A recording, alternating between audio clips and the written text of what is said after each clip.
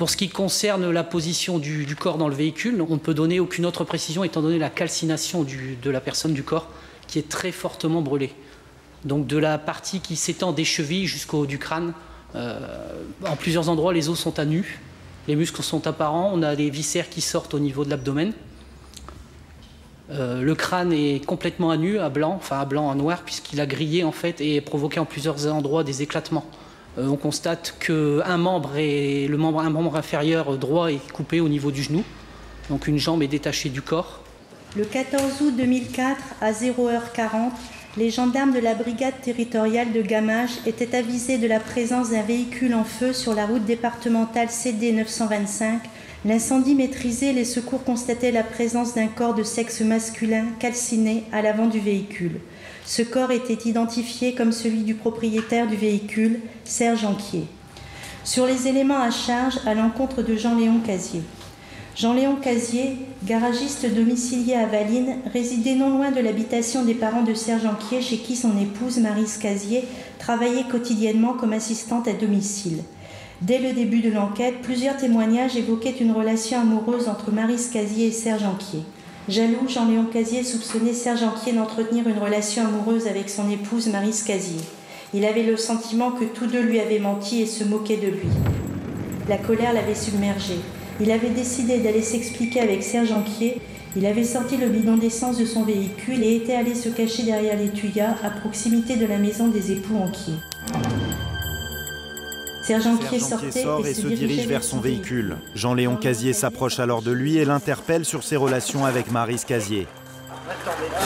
Il sort Serge de sa voiture et lui assène un premier coup de poing au visage.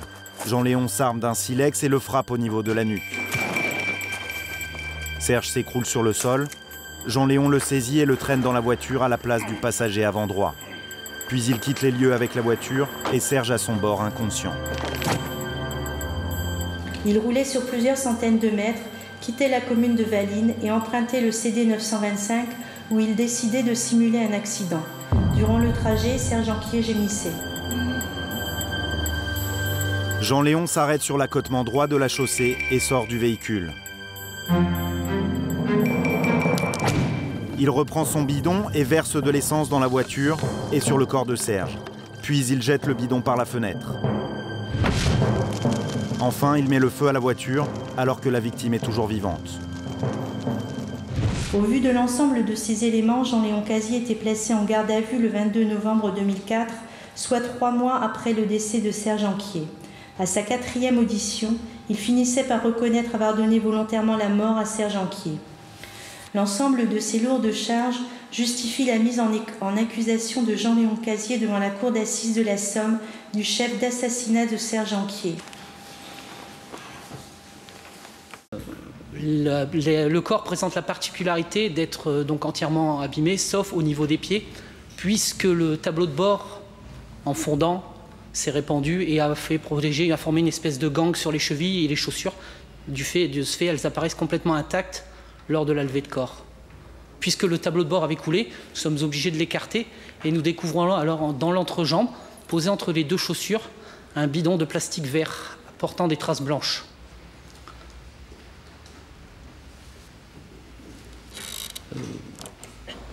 Monsieur l'avocat général. Dans cette affaire, qu'est-ce qui est apparu déterminant dans vos constatations? Le bidon qui se trouvait donc entre les deux pieds de la victime n'a dû son salut en fait qu'aux conditions atmosphériques. Le vent soufflant dans le sens du véhicule, c'est-à-dire de l'avant vers l'arrière, n'a pas permis la transmission de l'incendie au reste du véhicule. Si je vous comprends bien, s'il n'y avait pas eu ces conditions atmosphériques, le véhicule aurait, selon toute vraisemblance, pris feu totalement, et le feu ne se serait pas cantonné, je dirais, à l'habitacle, et on n'aurait pas retrouvé de bidon et pas de traces de sang. Probablement. Je n'ai pas d'autres questions. D'autres questions Et c'est bien ce bidon épargné par les flammes qui a été déterminant dans l'enquête. Il portait encore l'inscription d'un numéro de série avec le nom du fabricant. Les enquêteurs ont donc pu savoir à qui le bidon avait été vendu, et c'est ainsi qu'ils sont remontés jusqu'à Jean-Léon Casier. Donc le 22 novembre, nous organisons une opération de police judiciaire et nous interpellons M. Casier Jean-Robert, son épouse Maryse, son frère Jean-Robert et son épouse. entendu par les collègues de la brigade de recherche et de la Gilles-Ansonville. Monsieur Casier reconnaît les faits le soir même et il fournit des aveux précis qui corroborent les constatations effectuées sur place. Et dans le cadre de son audition, on peut dire que rapidement et sans de difficultés particulières, Monsieur Jean-Long Casier vous dit qu'il vous raconte finalement qu'effectivement il est bien impliqué. Il a commencé à faire des aveux à 22h30, il a commencé à nous expliquer son geste. 13 août 2004, ce jour-là, comme j'avais ruminé toute l'après-midi, je voulais avoir des explications avec lui parce qu'il avait bien compris qu'il s'entendait avec ma femme. Le soir, j'étais mené des pièces à Wincourt. En venant, j'ai vu que l'auto de monsieur Anquier Serge était présent chez ses parents. Je suis rentré chez moi et j'ai décidé d'aller m'expliquer avec Serge pour lui dire d'arrêter de tourner autour de ma femme. J'ai fait semblant de monter me coucher. Ma femme est restée dans la chambre du bas parce qu'on fait chambre à part. J'ai attendu quelques minutes et je suis redescendu sur la pointe des pieds pour que ma femme ne m'entende pas. J'ai pris un briquet dans la cuisine et mes clés de voiture. J'ai aussi emporté un bidon vert de mon garage à moitié rempli d'essence. J'ai roulé jusqu'à la maison de la famille Anquier à environ 500 mètres de chez moi. Je me suis garé un peu en retrait pour qu'on ne me repère pas. J'ai sorti le bidon de mon coffre et je suis allé me cacher derrière les tuyas qui bordent la maison des Anquier. J'ai posé le bidon à mes pieds et je me suis approché de la fenêtre pour regarder à l'intérieur. Serge était à table avec sa mère, il buvait. Je les ai regardés pendant au moins une demi-heure.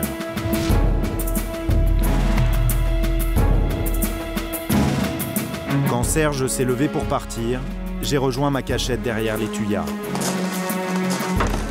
Serge est sorti, puis il est monté dans sa voiture. Mais il en est ressorti pour aller uriner à quelques mètres de moi. Après, il est retourné dans son auto. C'est là que je me suis approché de lui et je lui ai dit d'arrêter d'embêter ma femme. Je l'ai sorti par les épaules et je lui ai donné un coup de poing au visage. Serge a voulu s'enfuir, mais je l'ai coincé à l'avant de la voiture.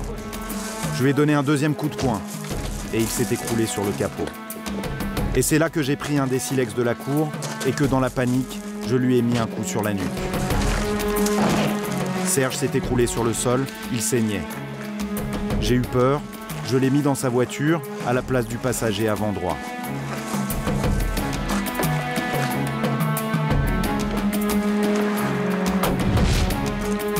J'ai récupéré le bidon et je l'ai posé sur la banquette arrière. Je me suis installé au volant et en partant, j'ai mis un petit coup de klaxon, comme le faisait Serge d'habitude pour rassurer ses parents.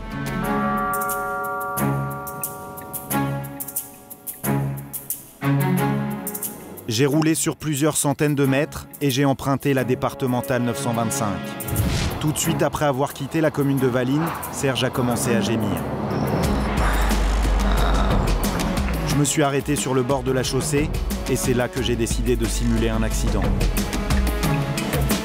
J'ai récupéré le bidon d'essence. Serge a alors essayé de sortir. J'ai violemment repoussé la portière pour l'en empêcher. J'ai versé de l'essence dans la voiture et sur les jambes de Serge, puis j'ai fait une mèche en versant de l'essence sur la chaussée. Ensuite, j'ai jeté le bidon dans la voiture et là, j'ai vu quelqu'un faire marche arrière vers moi. J'ai alors allumé la mèche avec le briquet. Je crois que Serge était encore vivant à ce moment-là. Je me suis enfui en traversant les champs qui bordent la route.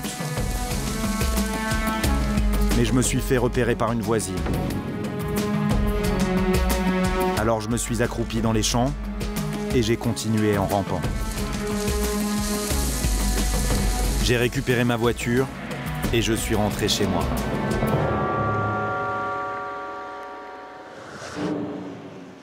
Et bon, j'en suis honteux devant vous. sais pas quoi dire.